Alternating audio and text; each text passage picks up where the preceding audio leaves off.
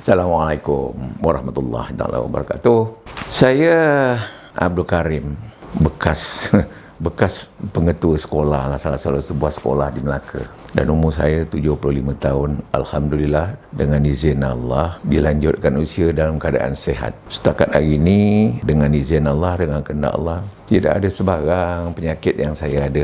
Ini ada beberapa sebab. Salah satu di antaranya ialah dengan izin Allah. Kerana saya usaha untuk nak menjaga diri, maka apabila saya kenal Allah, maka Allah tunjukkan saya jalan. Jalan yang Allah tunjukkan saya ni ialah ubat ni, homopati ni lah. Saya kenal dengan ubat homopati ni pada ketika umur saya lebih kurang dalam 21 tahun. Ketika itu saya pergi ke rumah seorang pengamal homopati asal di Melaka. Namanya Tuan Haji Syarif Sukar lah. Dia dah tak ada, dah kembali ke rahmatullah. Pada satu malam apabila saya pergi ke rumah dia dalam keadaan hujan, saya berlari dari tepi jalan untuk nak masuk ke rumah dia yang hanya lebih kurang dalam 10 meter daripada tepi jalan, tetapi terpijak sesuatu yang tajam di tengah lamannya. Apabila saya sampai dalam rumahnya, saya dapati kaki saya bocor kerana yang saya terpijak itu merupakan besi yang tajam. Lalu Haji Syarif ni, bila saya tunjukkan, dia kata jangan bising. Ada ubat. Saya tak kenal homopati pada masa. Jadi bila dia kata ada ubat, saya diamkan. Dia pergi ambil ubat, dia bagi sumbat mulut saya dengan ubat, dan dia ambil entah apa benda ubat, sapukannya kat tempat yang bocor kaki saya. Sampai sekarang kaki saya tu ada bekas bocor. Baik, Alhamdulillah. Saya balik rumah tak sakit. Tak ada rasa sakit. Luka yang saya merabak besar tu lebih kurang dalam 1 inci rabak dalam, tak berkembang, tak sakit, tak bernanah. Esok saya pergi rumah dia. Pak Haji, apa ubat Haji bagi saya ni? Saya tanya dia. Kau kalau nak kenal, inilah dia homopati. Itu mulanya saya kenal homopati. Pada umur saya 21 tahun kurang lebih. Secara kebetulan saya berhubung rapat dengan Haji Syarif ni kerana belajarlah mencari ilmu Allah. Jadi saya kerap ke rumah dia. Dan setiap kali saya ada masalah diri, berhubung kait dengan sakit, penyakit dan masalah, saya akan merujuk kepada dia, homopati. Dan saya tak, selepas itu tidak lagi bergantung kepada perubatan oleopati barat ni. Jadi kalau dikira-kirakan, umur saya dah 75 tahun sekarang, daripada 100% kehidupan saya berhadapan dengan masalah sakit, masalah kesihatan, sama ada diri saya maupun keluarga, saya bergantung pada homopati. Daripada 100%, mungkin 98% saya bergantung pada homopati, dan 2% ini kadang-kadang saya terpaksa kalau emergency malam, tengah malam, sebab homopati dah tak ada lagi malam. Jadi sementara mendapatkan perubatan homopati, esoknya saya makan ubat oleopati Dr. Barat ni malam. Tapi besok saya buang. Saya pergi cari homopati. Itulah yang menjadi amalan saya daripada dulu lah sekarang.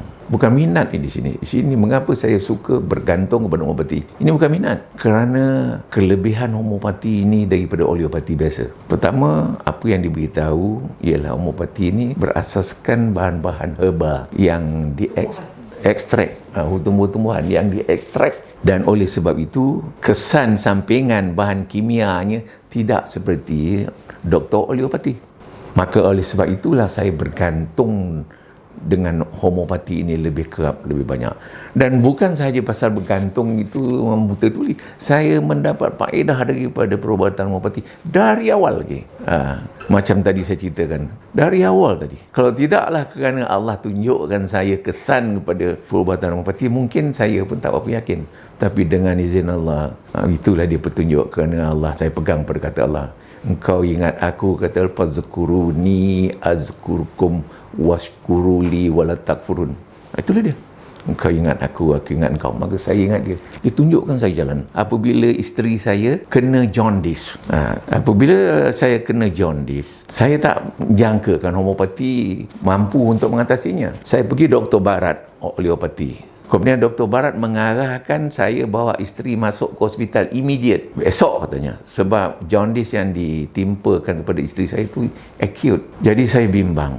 Kerana apabila dia acute, saya bimbanglah kerana mungkin akan menyebabkan kesan negatif pada isteri. Maka saya hubungi doktor homopati di Masjid Tanah, Tuan Haji Ismail.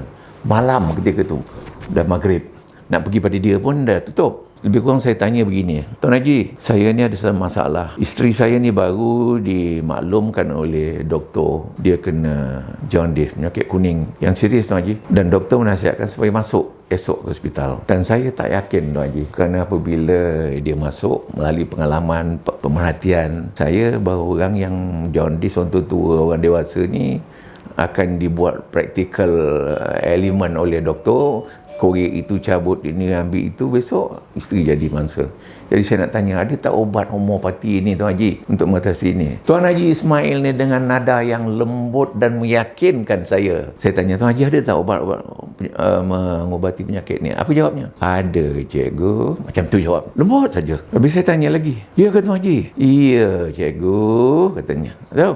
Jadi, boleh ubat ni, Tuan Haji? Boleh, cikgu, katanya. Sila datang besok. Ya ke Tuan Haji? Oleh sebab itu saya tak payah masukkan isteri saya ke hospital. Jangan masuk, katanya. Begitu keyakinan penuh Dr. Ismail. Kalau masuk hospital besok dah jadi cerita lain. Datang, katanya. Saya pergi. Besok tu saya pergi. Pagi-pagi. Dan mendapat perubatan daripadanya dan mendapat bimbingan daripadanya. Alhamdulillah. Baik. Dengan izin Allah. Jadi dengan erti kata lain, penyakit yang serius ini, walaupun sejarah menunjukkan bahawa kebanyakan orang dewasa yang kena penyakit jaundice macam ni, kita pun pernah tahulah, ada di antara hati-hati yang kena jaundice masuk hospital dan jadikan bahan praktikal doktor.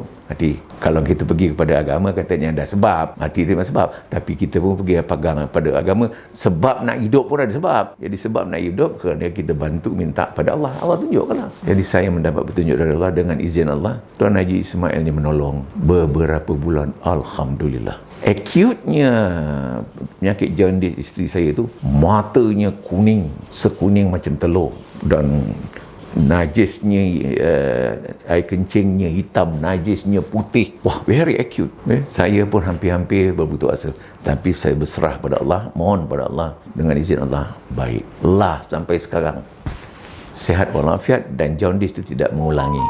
Tetapi saya tidak berhenti di situ saja. Saya terus mengulangi homeopati ini. Saya tak berhenti. Dan di antara homeopati yang ke belakang ini, apabila sahabat saya, Cikgu Rosna ni, dia balik daripada Terengganu, Kelantan, bertemu dengan saya di tepi bank yang saya dah lupa, dia dah lama dah tak dapat tahu. Dah bertahun-tahun dia hilang. Tiba-tiba bertemu kat bank dan saya bertanya sama dia. Dan dia mengatakan dia pengamal homeopati. Alhamdulillah, macam Allah tu sambungkan saya. Padahal pengamal homeopati yang sebelum ni dah meninggal. Dan orang yang mengamal homeopati yang tinggal di belakang tu, contohnya saya tak nak sebut lah, ada 1-2 orang, cara dia mengamal homeopati itu tidak serius. Jadi saya tak berapa yakin pada dia. Tapi tiba sahabat saya ni, Cikgu Rosna, dan saya terus bergantung pada dia semenjak dia balik daripada Kelantan. Dan satu cabaran dia yang Dr. Rosna ni memberi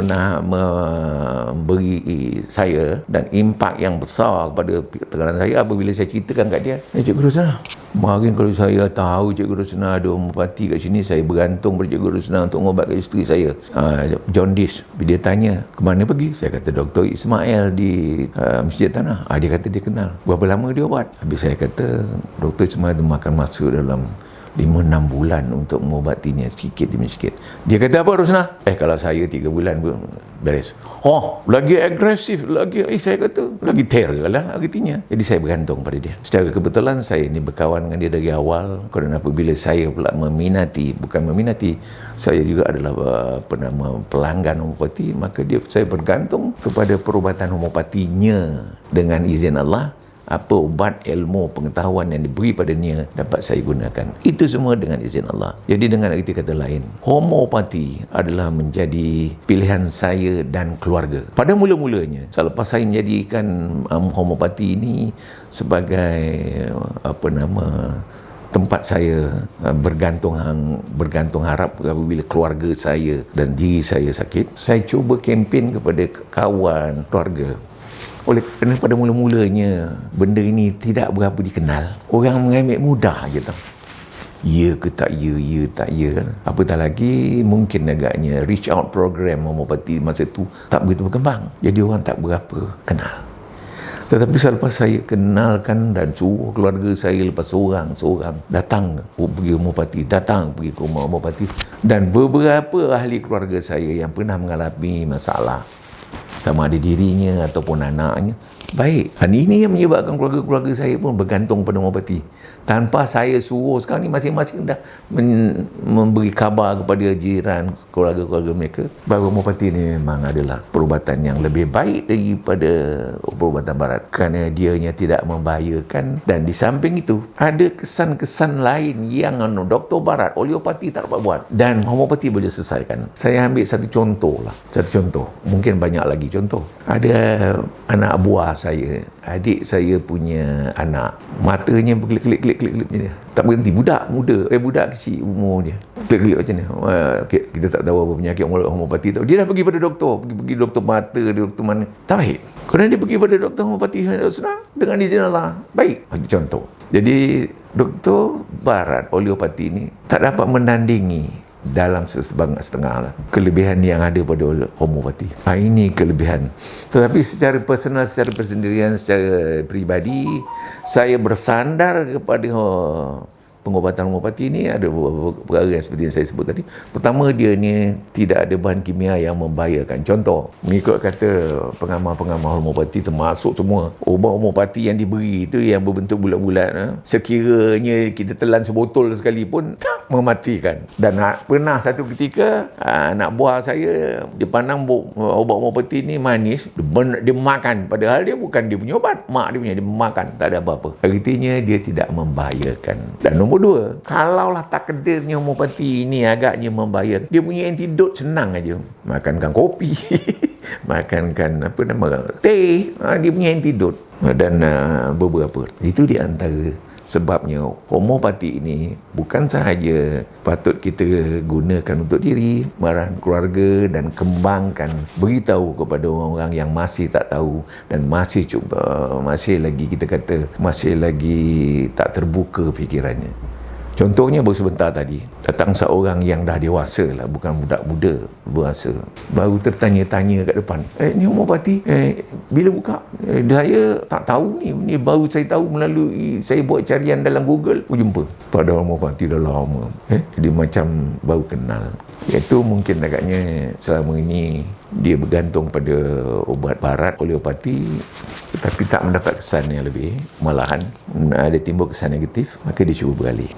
Kalau kita perhatikan, kita observe mereka yang berpenyakit pergi ke doktor homeopati bakti barat, kita ambil contoh, dia terkena tekanan darah tinggi lah katakan, atau dia punya kita panggil depression, akan ubat doktor barat. Doktor barat akan bagi dia ubat itu, darah tinggi, makan gitu. Akhirnya selepas satu berjangka waktu, darah tinggi yang dimakan tu mungkin baik, tetapi dia buat sementara dan timbul kesan lain. Maka timbul pula kesan penyakit jantung. Dah timbul jantung sebab makan ubat darah tinggi. Dah timbul jantung pula. Ini lagi pengalaman ni. Makanlah jadi dah dua, ubat darah tinggi, ubat jantung, darah tinggi, jantung, makan darah tinggi, jantung, pop, kemudian timbul buah pinggang.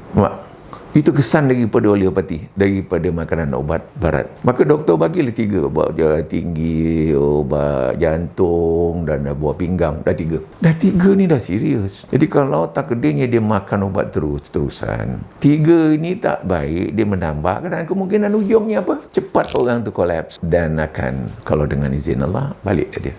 Tetapi kalau dengan homeopati, kalau homopati ini berbeza. Kalau darah tinggi, dia tidak menimbulkan kesan sampingan pada yang lain. Malahan, kalau kita bermohon ataupun menceritakan kepada doktor homopati ini, dia akan membantu kita menguatkan tubuh kita. Dengan ubat yang tadi dulu, dia akan membantu kita. Membantu untuk kita terus segar dan terus kita bertenaga. Dan itulah agaknya. Itulah sebabnya dengan izin Allah, maka saya ni Alhamdulillah, sehat walafiat, diberi izin Allah. Satu sakit saya tak ada. Bukan kerana saya nak takabur, ya, kerana kata Allah, fazkuruni azkurkum washkuruli wala takfurun. Engkau ingat aku ingat engkau. Oleh kerana saya ingat dia sentiasa, maka dia tunjukkan saya jalan. Jalan yang benar, inilah contohnya. Ini adalah untuk pedoman mereka yang di luar sana lah. Kita bukan artinya dengan adanya homopati kita tak mati, tidak. Tapi sebab untuk hidup tu ada. Okey. Tak ada keluhan lain. Tapi kalau kita ambil logiknya, Logiknya, tiap-tiap yang baru tu sifatnya berubah. Keadaan Allah, kalau dahulunya muda, kita akan tua. Daripada tegang, dia akan kecut. Daripada kuat, dia akan lemah. Itu nature. Itu keturunan, itu dah diberi oleh Allah. Mahu tak mahu, semua orang akan lalui itu. Contoh, kalau dulu saya dulu jenis orang yang tak boleh berjalan lambat, tak boleh buat kerja lambat. Saya mesti nak cepat. Tetapi selepas ini, naturally, saya tak mahu jalan cepat. Relax je. Artinya apa? Sifat saya yang cepat, tangkas dulu tu berubah. Kenapa? Nature. Tapi tak cangkit. Itu je. Yang penting sihat. Kerana naturally Allah bagi begitu. Yang muda akan tua. Yang kuat akan lemah. Yang tegang akan kendoh. Itu dah naturally. Tapi ini ibarat baja. Obat ni ibarat baja pokok. Kalau pokok tak berbaja, cepatlah dia makan. Dia ulat, dia tua, dia busuk. Dan waktu jangka hayat pokok tu pun akan pendek lah. Sebab hidup itu pun bersebab. Bukan kita kata orang kebanyakan apabila Allah dah tentukan orang tu akan mati, betul lah akan mati, tapi kalau doa berguna, doa ya Allah kau panjang umur aku, apa berdoa, itu doa itulah yang kita gunakan, tapi dia suruh kita usaha, ini usaha.